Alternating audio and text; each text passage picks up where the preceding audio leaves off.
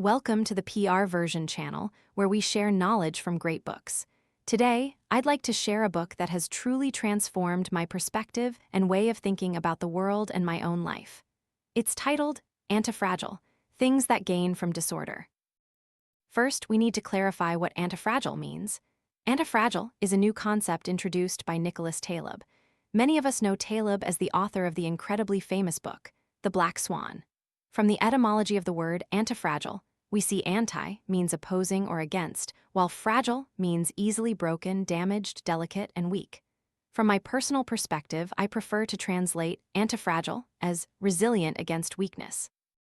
This translation doesn't align with the current Vietnamese title of the book, which translates to ability to improve adversity. Perhaps the translator took a broader perspective, moving beyond the literal meaning to make it more accessible to readers, especially from a publisher's viewpoint. However, I believe using a term closer to Taleb's original intent for antifragile is better here. Something completely new and unfamiliar might seem difficult to grasp, but the more complex it is, the more we need to explain it. Resilient against weakness will help us elaborate on the entire body of knowledge I want to share today. At least for myself, using this term makes me feel I better understand what the author intends to convey in this book. And today's video will revolve around three main issues. First, what is antifragility or resilience against weakness? Second, why do each of us need to have this ability in today's volatile and chaotic society? Third, how can we become antifragile? Fragile refers to a person, an object, or an event that is delicate and easily broken. We can imagine them as very weak things. For example, a burning candle flame can be extinguished by just a slight gust of wind, or a glass cup will shatter into pieces if it falls to the ground. These objects demonstrate a state of weakness when subjected to external impact or pressure. So, what is the opposite of weak? Many might think of adjectives like sturdy, strong, or rigid. For instance, a large rock won't break when it falls to the ground because it's very hard and firm. It demonstrates strength. However, the author argues that this is not the opposite of weak, because strong simply means that something retains its original form when subjected to pressure. Here, the author wants to say that to be truly opposite to weak, an object, when it falls to the ground and experiences pressure, not only doesn't break or get damaged, but can actually grow even stronger. It's like a tennis ball. When it hits the ground, it bounces back even higher. This is Taleb's famous theory of antifragility. You can think of our muscles.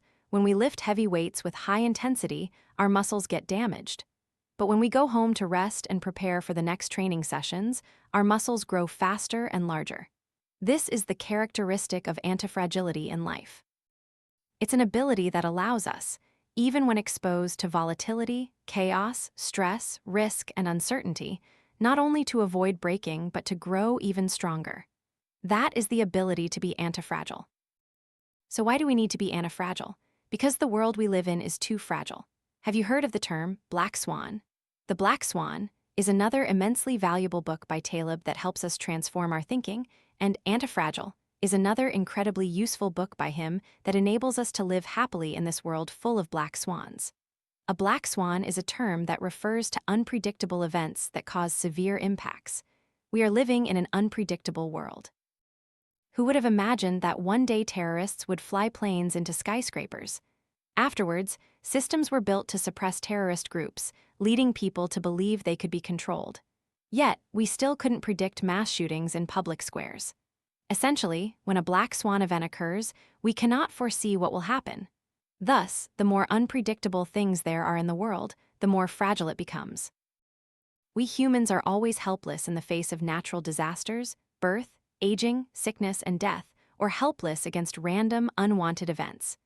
Businesses can go bankrupt, our jobs can be lost, relationships can fall apart. All these things are beyond our control.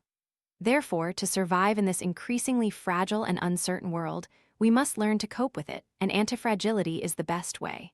You cannot control others, nor can you control this world.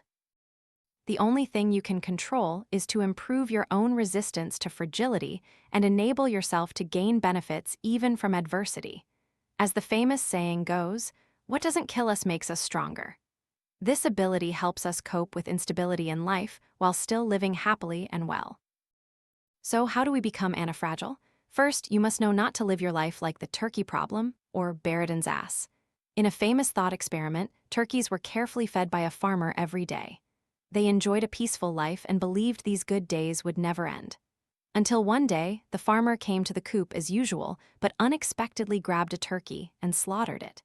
This turkey, however, had always believed that stability would bring it security in life. But it was wrong. It was fattened up to feel safe, only for the ultimate purpose of being butchered one day not far off. In reality, many people's lives are just like that turkey. They only seek stability without seeing the hidden dangers. Ultimately, when something changes abruptly, you can't adapt and are left only with regret. For example, many people have lived almost half their lives, excelling at only one thing. When they pass 40, an awkward age when companies start cutting staff, they find it very difficult to get new jobs. Nowadays, companies prefer to hire younger staff who are easier to mold and accept lower salaries. So, these older individuals are forced to become rideshare drivers. But even that isn't easy. Ride-sharing apps are full of competition from younger drivers. Their lives then begin to sink into a deadlock, making it difficult to avoid a mental crisis. Similar to the turkey principle, another thought experiment is Barrett's ass. This donkey was both hungry and thirsty. It stood between two bales of hay, one on each side, undecided about which way to go, whether to go left or right first, to drink water or eat first. Ultimately, it died of hunger and thirst. It's important to note that this is a thought experiment. What trapped the donkey in the middle was uncertainty. Whether it chose left or right, as long as it chose a path, it could have survived. The Barrett's ass effect shows us the importance of adaptability and resilience in life, and that pursuing stability is essentially setting a time bomb for ourselves. In today's society, many of us, if we constantly hesitate and fear a decision that might change our reality, are no different from that donkey. That's why the author advises us to let life be like a cat, while many people nowadays want to create a world that resembles a machine. The author likens this to a washing machine. This is a Newtonian way of thinking, believing that the entire world can be calculated, is logical, and assembled in a cause and effect sequence. Both a washing machine and a cat have bodies, but a washing machine's body is different from a cat's because it's not a living organism. A washing machine has no self-healing ability. If one part breaks down, the entire machine stops working. But a cat is different. Have you ever noticed a cat falling from a great height and still surviving? That's because a cat's body is extremely flexible. It has an exceptionally good ability to resist weakness. Many of us make the mistake of fearing risks and insecurity. The more we fear, the more we want to control, wanting to play it safe. But life isn't that simple. The more we try to control, the more fragile our lives become. For example, in some cultures, you'll find mothers who are called helicopter moms, meaning these mothers constantly worry about their children's every tiny detail. In Vietnam, too, we have mothers who hover over their children. They make their children study this in first grade, that in second grade, and absolutely not skip this subject in third grade, all the way through high school, even until graduating from university or finding a job. What do they want for their children? Perhaps they believe that if their children follow their parents' advice, their path in life will be more stable, free from upheavals. They trust that if their children just follow what they've planned, they will become elites with stable, successful lives. But the truth is, it's not that easy. You see, many people follow this mold from middle school, high school, then go to good universities, get good grades. Yet, after graduating, they discover they can't do anything by themselves. When they find a stable job, they realize life has lost its flavor. They can't find meaning for themselves because they've been molded into a monotonous pattern, with every step of their journey pre-designed. Therefore, the author advises us not to live like a pre-planned tourist, assuming we can predict the future, then meticulously completing each set step and expecting desired outcomes. Instead, we should embrace a different way of life, a life like a stroll, without too many preconditions for the future. Embrace random events in your life, discover the value behind them, and seize opportunities. In your family, you can intervene in your children's decisions, but with moderation. Excessive intervention will only weaken your child's antifragility. Taleb says, limit the speed, but don't drive for others, meaning you can intervene, but don't blindly overstep. Another effective way for us to improve our antifragility is to use the barbell strategy. The two ends of the barbell represent two approaches. One end is an extremely safe approach with low returns but low risk. The other end offers very large profits but also very high risk. With this strategy, we simultaneously implement both approaches. For example, when applied to investing, 90% of capital should be invested in low-risk, low-return options, while 10% is invested in high-risk, high-return options. Even if we fail in the 10% investment, it won't affect our overall life. However, if successful, it will bring us a very large income. In real life, effectively using the barbell strategy requires us to be able to allocate our time, effort, and resources reasonably to both ends of the barbell, avoiding an imbalanced distribution. For a reasonable allocation, we need a holistic mindset. We should neither exclusively aim for overly conservative choices nor make impulsive, reckless decisions. Actions like selling your house to start a business are extremely risky and also reduce your own antifragility. For building personal income, the best way is to reasonably allocate to both ends of the barbell. Many people, in addition to doing well at their main job to maintain daily income, can also utilize their free time or weekends to build a side hustle. Even if the side hustle fails, they can still maintain their livelihood. But if it succeeds, then they can completely choose to quit their main job to invest in the work they truly want to do. This is also a measure to strengthen antifragility. I believe this book offers us a new perspective on the world. Previously, we did almost everything to pursue stability and tried to fit everything into a fixed framework.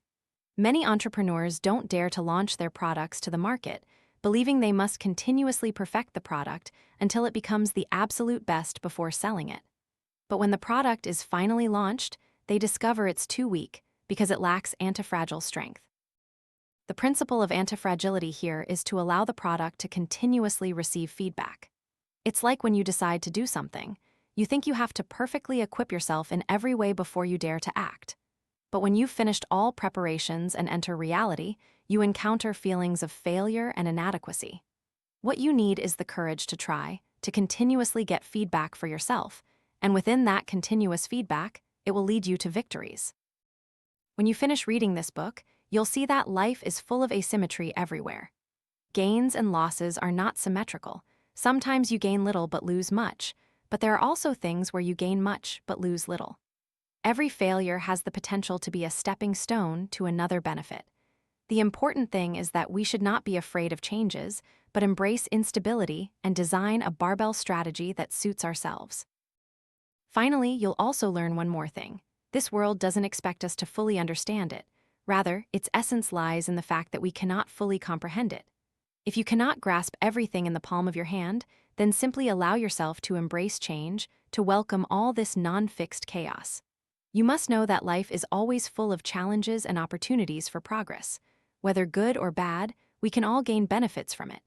This is the intellectual essence that this book brings us. I don't know how you feel about the book. Please leave your feedback in the comments below. Thank you for listening. If you found this video helpful, please give it a like, share it with those who need it, and don't forget to subscribe to my channel to continue learning and sharing lessons and knowledge from upcoming books. See you in next week's videos.